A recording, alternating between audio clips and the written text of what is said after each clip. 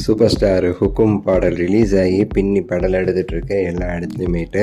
இந்த நேரத்தில் இந்த ஹுக்கும் பாடலில் வந்த ஒரு லைன் வந்து பெரிய அளவுக்கு வந்து பேசும் பொருளாக இருக்குன்னு சொல்லலாம். அதாவது நேரடியாகவே வந்து அடித்து வெளுத்துருக்காங்களோ அப்படின்னு சொல்லிட்டு எல்லாருமே வந்து கேட்குற அளவுக்கு வந்து போய்கிட்டு இருக்கு அந்த ஒரு லைன் கேட்டதுலேருந்தேட்டு. ஆக்சுவலாக பாட்டு வந்து தீ மாதிரி வந்து செமையாக இருந்துகிட்ருக்கு. ஆக்சுவலாக வந்து இது ஹுக்கும் பாடல் படத்தில் வருதா இல்லை நேரில் தலைவருக்காக ரெடி பண்ண ஃபேன் பாட்டா அப்படிங்கிறது தெரியாது அளவுக்கு அப்படி வந்து ஒரு ஃபேன்மேடு சாங் மாதிரி வந்து இந்த பாட்டு வந்து அஃபிஷியலாக வந்து வெளியாகி போய்கிட்டு இருக்குன்னு சொல்லலாம்.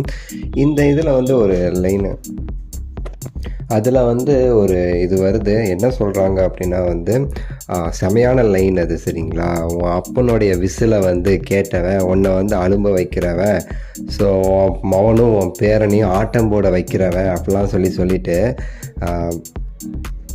பேரை வந்து எடுக்கிறதுக்கு வந்து 4 பேர், பட்டத்தை வந்து எடுக்கிறதுக்கு வந்து 100 பேர் அப்படிங்கிற மாதிரி வந்து ஒரு லைனுங்க, சரிங்களா? பேரை தூக்க 4 பேர், பட்டத்தை பறிக்க 100 பேர், எக்ஸாக்ட் லைன் இதுதான், சரிங்களா? ஸோ வந்து இது வந்து தெரியும் உங்களுக்கு. ஒரு படம் ரிலீஸ் ஆச்சு, அந்த படம் வாரிசு திரைப்படத்துடைய ஆடியோ லான்ச்சில் வந்து சூப்பர் ஸ்டார்னு சொல்லிட்டு அந்த பட்டத்தை வந்து பறிக்கிறதுக்கு வந்து இப்போ ஆரம்பிக்கல, அது 2015லேருந்தே வந்து அவருடைய சூப்பர் ஸ்டார் பட்டத்தை பறிக்கிறதுக்கு பல பேர் ட்ரை பண்ணிகிட்ருக்காங்க. அவங்களுக்குன்னே வச்சு அடிக்கிறதுக்காக எழுதின மாதிரியான ஒரு வசனம் இதில் வந்து நமக்கு வந்து பார்க்கும்போது தெரிய வந்துச்சு. அண்டு இன்னொன்று என்ன அப்படின்னா, அதே மாதிரி தான் பேரை வந்து எடுக்கிறது அப்படிங்கிறதுமே சரி.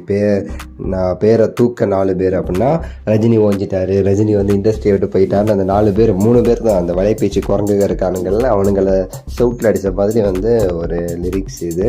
இந்த 2 லிரிக்ஸுமே வந்து பிளான் பண்ணி வச்சாங்களா எனக்கு என்னமோ அப்படி தான் தோணுது. ஏன்னா பாட்டு எழுதினவர், பாட்டுக்கு மியூசிக் பண்ணவர் எல்லாமே தலைவர் ஃபேன் பார்த்தீங்களா. அதனால் வந்து அவங்களுக்கும் இருக்கும்ல வெளிப்படையாகவே ஏதாவது பண்ணணும் அப்படின்னு சொல்கிறதால வந்து செஞ்சு விட்டுட்டானுங்களான்னு தெரில.